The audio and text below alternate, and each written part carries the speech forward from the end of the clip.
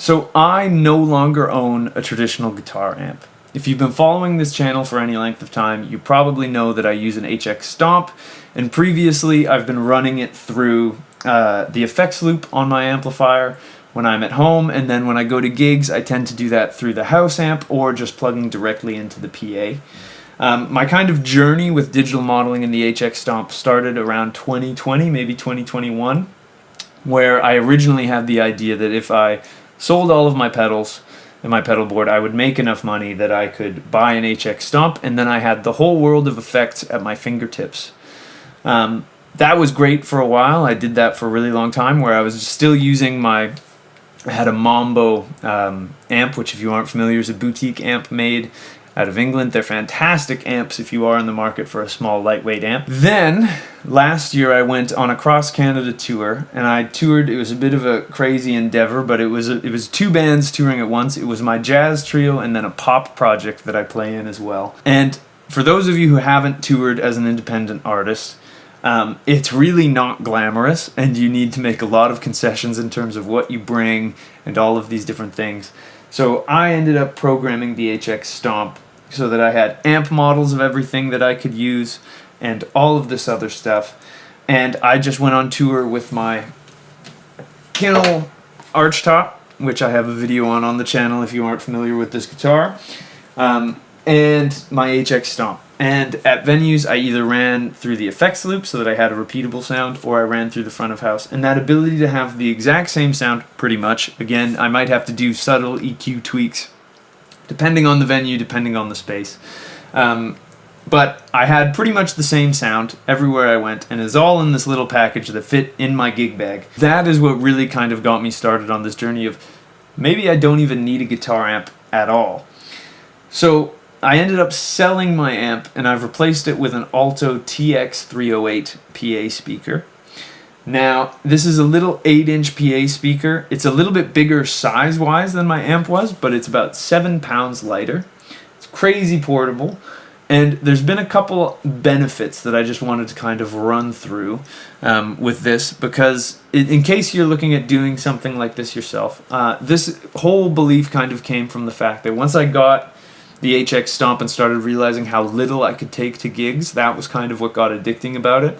I've always been kind of baffled by some of the modeling guys who use modeling for everything, but then have like Seymour Duncan power stages and all of this stuff to kind of run it through traditional guitar setups. Because to me, if I'm going to be using modeling, I don't want to have to bring an FR cabinet that weighs as much as a 4x12. I don't want to bring all of those things. So using this lightweight little speaker that weighs about 10 pounds, and using the line output level on the HX Stomp, I'm able to replicate. This is as loud, if not louder, than my amp was. So if I'm ever in a situation where I would need an amp, I can bring this speaker, and then again for teaching lessons and stuff at home, I use it for sounds. But the real kind of benefits of this, I would say, are threefold.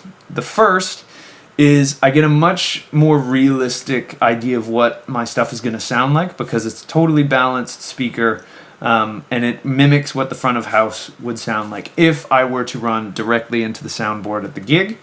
If I were to run through the effects loop of a house amp at a venue, obviously I'd turn off the speaker emulation and make a couple little tweaks just to kind of make it fit with that. But it gives me a really, really accurate kind of idea of what my sound sounds like, whether I'm recording, whether I'm gonna go play a gig that night, whatever it is. I have a really clear picture of what the HX Stomp actually sounds like, whereas if you're running through a speaker that isn't in the HX Stomp, or if you're running through an external speaker, you're always going to get some coloration and some affectation on your tone. The next benefit is that this is particular to the speaker that I bought, because I wanted one that was super lightweight, and ironically that also ended up making it a cheaper alternative for me. But the Alto TX308 does not have a 1/4 inch input. It only does XLR inputs. So to make the connection work, I use this little 1/4 inch to XLR adapter. Works like a charm. And the thing that I found with this that was an accidental benefit is that because all XLR connections are balanced connections, I actually get way less noise and interference in my signal running through this than I did before when I was running through a 1/4 inch into a traditional amp.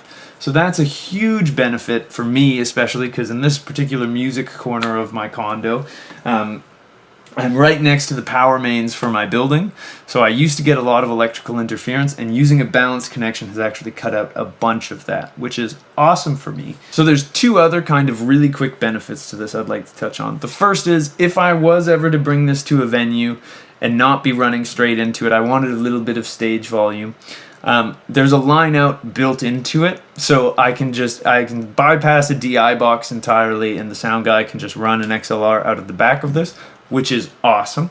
And then the last benefit, which I didn't really fully think about, but now that I have this set up, I really, really appreciate, is it's a lot less kind of direct of a sound. And what I mean by that is directional of a sound, I should say. Sometimes I've played through, friends' Henriksons or little small portable amps that are light, and they tend to have smaller speakers, and they tend to project really well and be loud, but they have this kind of they're very directional speakers a lot of the time. You have to get them off the floor, you have to hopefully kind of position it in a way that the sound will spread.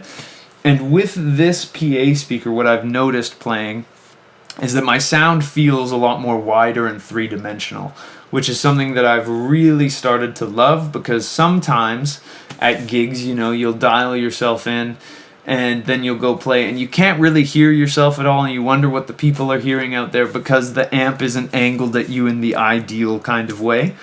This PA speaker gives you a totally balanced kind of sound, and it also spreads it in a much more pleasing, natural way, where the sound consistency, I find, is significantly improved. So if you use a modeler, I'd love to hear from you, whether you run it through a traditional guitar cab, if you run it through a PA speaker like I've decided to do, however you end up dealing with it. I think it's really interesting how people are implementing this, given that it's such new technology. But I just wanted to share this because there's a lot of talk on the internet about the best FR cabinet and da-da-da-da-da. And frankly, I'm kind of the opinion that FR cabinets are really just heavier, less convenient PA speakers. So I kind of cut out the middleman, saved some money, and saved my back every time that I load into a gig where I need to bring a speaker like this. So let me know what you're using in the comments below. If you enjoyed this video, I'd really appreciate it if you could like and subscribe. It truly helps me out more than you could know.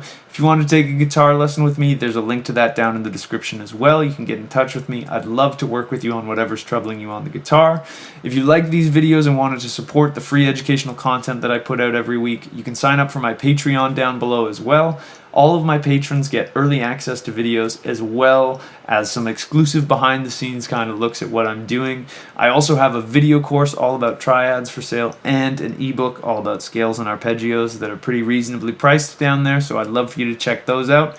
But last but not least, I've got new videos coming out every single week, so I hope I'll see you in the next one. And until I do, I'll wish you a wonderful day, and I hope you have some fun playing the guitar. Thanks.